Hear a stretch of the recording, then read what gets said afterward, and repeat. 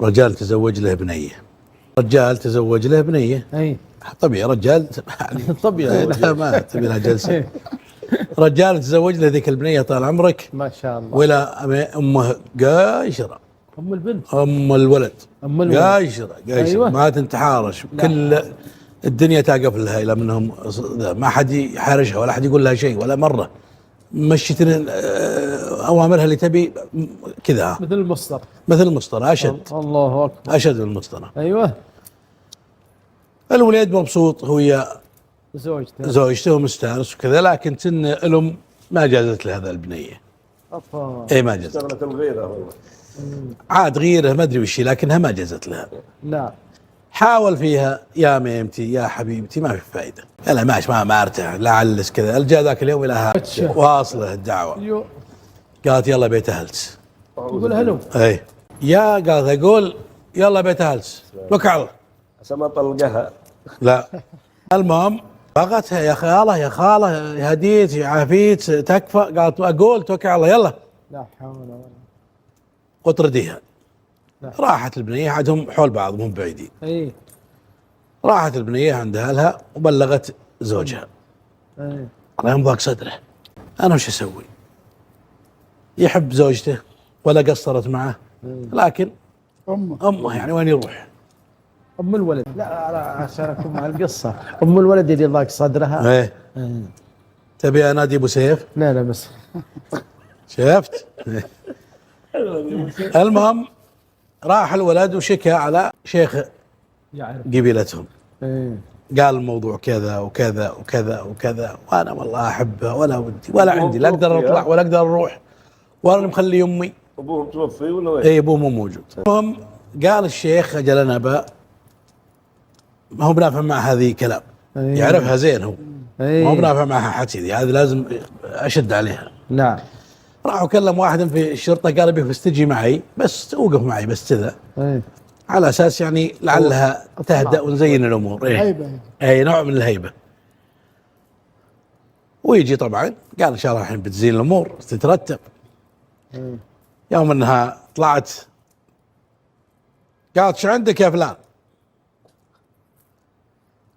قال انت اخطيتي على مرت الولد وانت كذا، والمفروض ما تسوين الشغل ذا، وشلون تطلعينها من البيت وهي مرت ولدت وهي كذا وهي شو ما يصير هالكلام.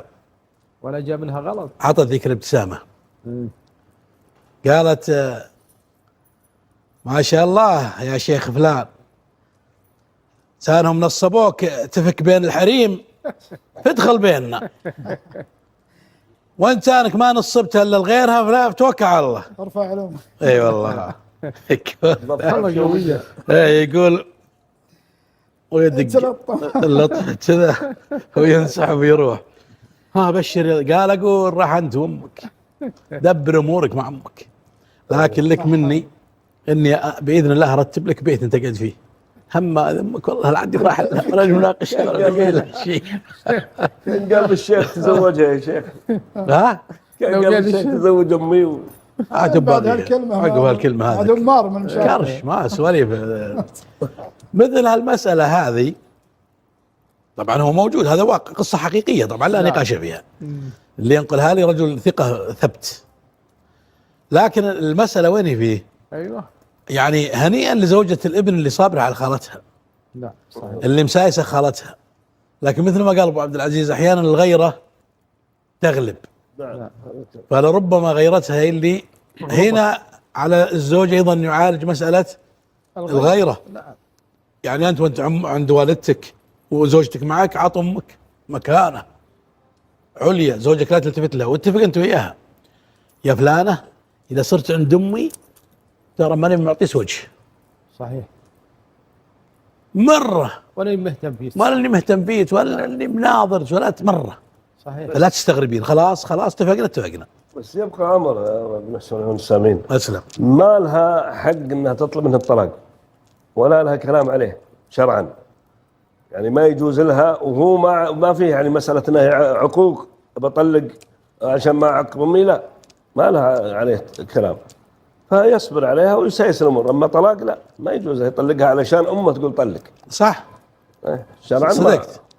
صدقت لا شوف ترى هي ما قالت طلق، هي طردتها من البيت. معناتها لا عاد اشوفها تطلقها. ايه لكن يعني ممكن يكون فيها ترى احيانا جانب طيب ممكن تقنع من خلاله الام، لكن انا اقصد انه ترى فيه احيانا تجي مثل هالمشاكل هذه كيف ممكن نعالجها؟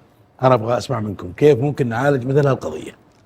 والله انت قلت حل قوي وايضا سبحة قرقع، وايضا يعني انا ابغى رايكم انتم في هالمساله، وش الحل في هالمساله؟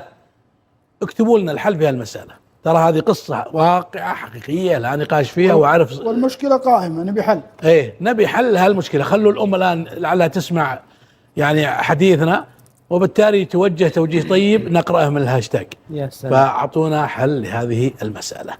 الله يسعدكم جميعا ويبارك فيكم. حل ممتاز. حل ممتاز اللي هو عدم إذا جلست الاهتمام. تفضل طال عمرك. لا صح. إذا جلست مع أمه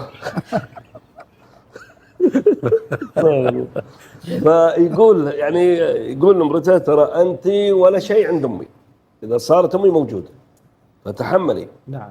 فيهمشها وأمه كل شيء، في سبيل أنه يرضي أمه ولا يصير مشكلة. نعم.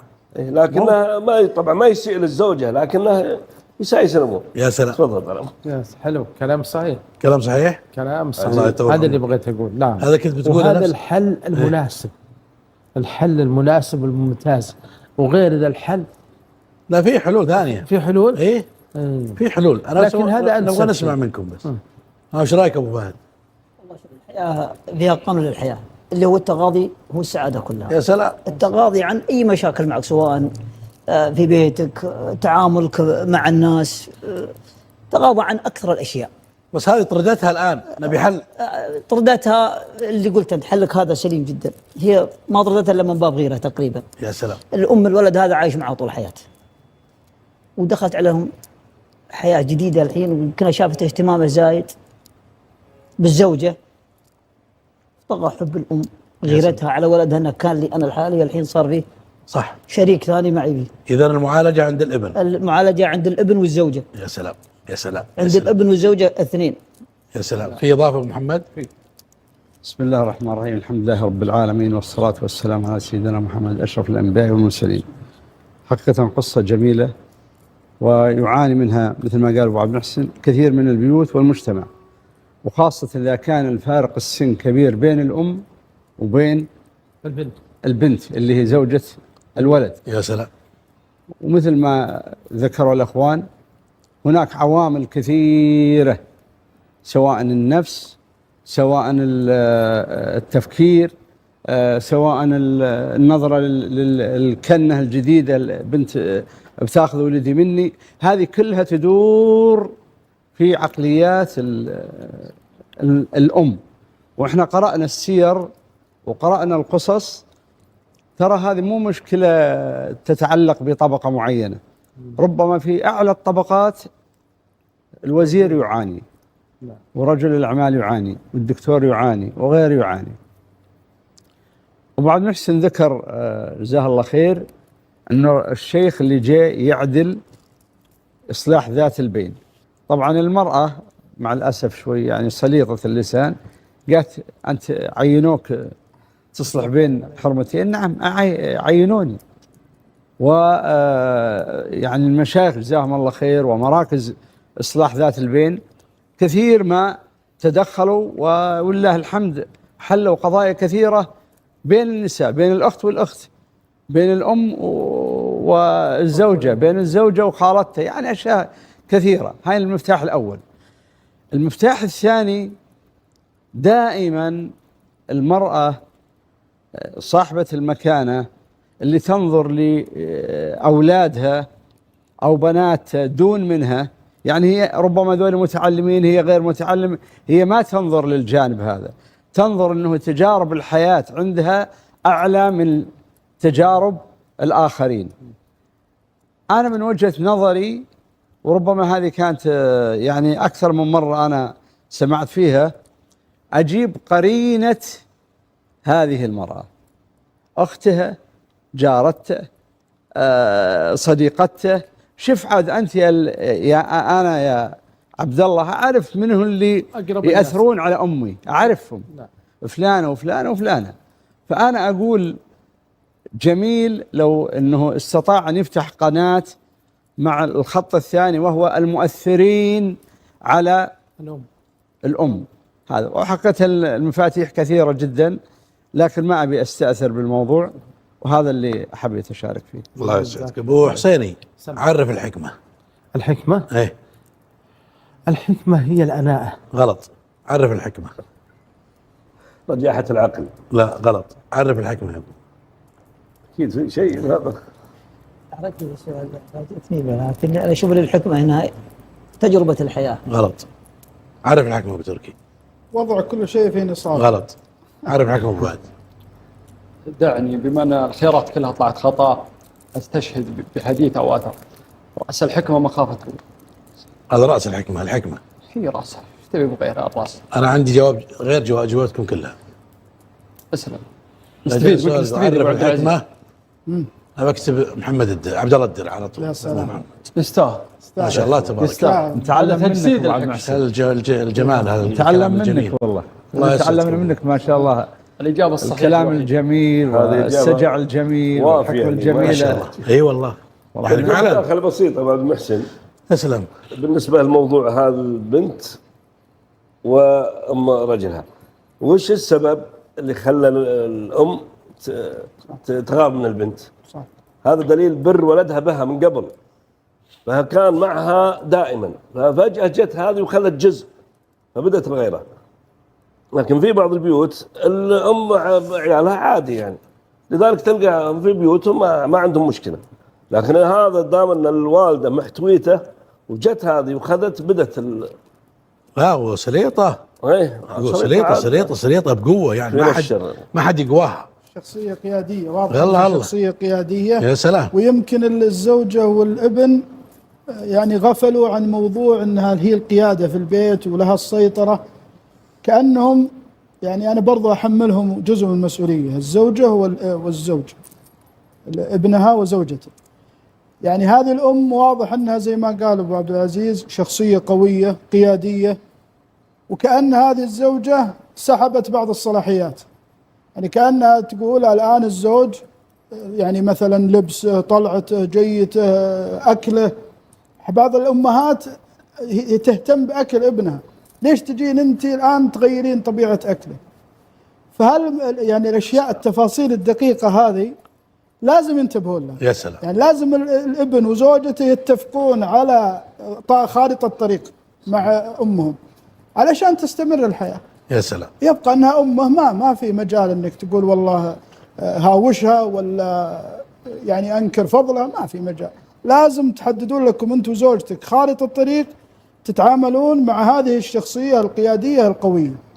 والله يوفقهم وييسرهم. آمين آمين آمين آمين اللهم آمين. أيضا ترى من الحلول الجميلة البخشيش الحلال.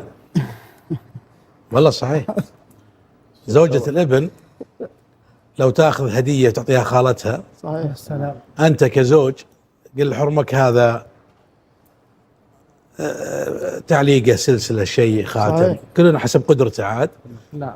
خذي يعطيها الوالدة هدية من سنتي مو مني أنا، إلى منها أخذت لها فترة تجي لها تكرمون أما جزمة، ولا تجي لها بخاتم، ولا تجي لها بشال ولا جلال. المهم لا تخليها من الهدايا، لأن الهدايا سبحان الله تلين القلب. نعم. صحيح. هذا نسميه من البخشيش الحلال. مثل أيضا الزوج لما يجي عند أم زوجته وكذا لا بأس منه، ترى هذه لها سبحان الله أثر عجيب، حتى لو كانت هدية بسيطة لكن اللي لها أثر عجيب. لو تجيب لها جاتوه شوكولاتة ولا ذا عنبة كذا صغينونة ولا كبيرة ولا ذا، تراها بتستانس عليها. والله جايبها لي فلان جعله يسلم الله لا يخلينا منه، لها أثر طيب. يمكن سنونها كبيرة هي، يمكن سنونها ما تساعدها الجاتوه. جيب لها فراولة.